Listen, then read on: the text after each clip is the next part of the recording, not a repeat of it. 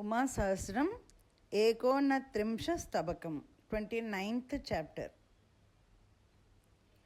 आयुष्या भुवनानां चक्षुष्या त्रिपुरारेः कुर्वन्तो प्रमदं नः पार्वत्या स्मितलेशाः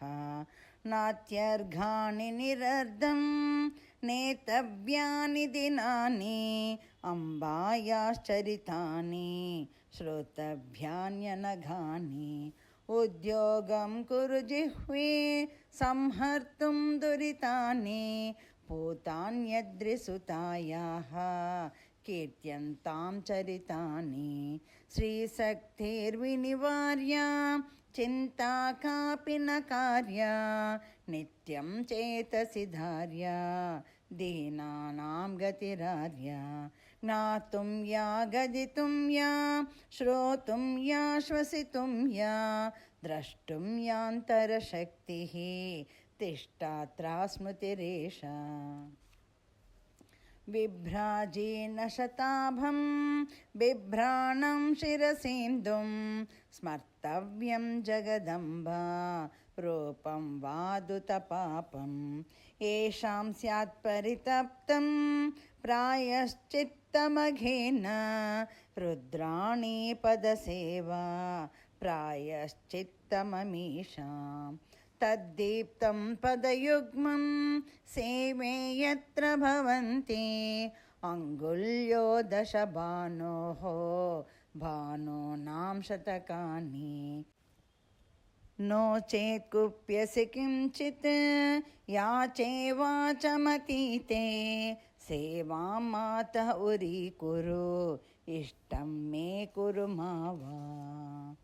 शर्वाणि चरणार्चापीठं पीवरकाणां बध्यस्थानमिदं स्यात् उग्राणां दुरितानां स्कन्दाम्बापदपीठस्पष्टं चेद्बलमाप्तम् एकैकं सुमम् अंहसु एकैकं कुलिशं स्यात् अम्बोजोपममङ्घ्रीं शम्भोपट्टमहिष्याः अंहं संहति मुग्रां संहर्तुं प्रणमामः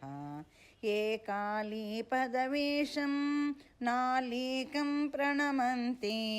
नैषां किञ्चिदशक्यं नालीकं मम वाक्यं वासस्तेऽत्र समाप्तः पङ्केतो व्रजदूरं कालीं शङ्करनारीं कालेऽस्मिन् प्रणमामः आशारे तदमस्ता भूभागा नटतस्ते कामानां क्वनुपारः कामारेर्नमनारीं धन्यास्ते तु हि नाद्रेः कन्यां ये प्रणमन्ति अन्यानुन्नतशीर्षान् मन्ये वन्यलुलायान् पादाम्भोजमुमायाः प्राज्ञा सम्प्रणमन्तः गृह्णन्ति श्रियमस्मिन् राजन्तीं निजशक्त्या मन्दाराद्रिसुताङ्घ्री दातारौ सदृशौ स्तः उत्कण्ठैः फलमाद्यात् अन्यस्मान्नतकण्ठैः कालस्यापि विजेतुः शर्वाण्याश्चरणस्य एषोऽहं कविलोक क्ष्मापालो अस्मि भुजिष्यः रक्ते दर्शय रागं रुद्राणि पदपद्मे चेतः पुष्यति शोभां सारसारवतो अग्रे संशोध्यागमजालं सारांशं प्रवदामः स्कन्दाम्बापदभक्तिः भुक्तै छादविमुक्तैः वात्सल्यं गतिहीने श्यायुष्यं सुकृतस्य भूयोभिः सह सख्यं श्रीहेतुष्विह मुख्यं श्लाघ्यं पुष्यति कामं प्रेमा स्वप्रमदायां सर्वाणि पदभक्तिः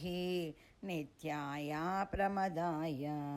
एकैवं बहुभेदा भिन्नत्वाद्विषयाणां रत्याख्या धृतिरन्तः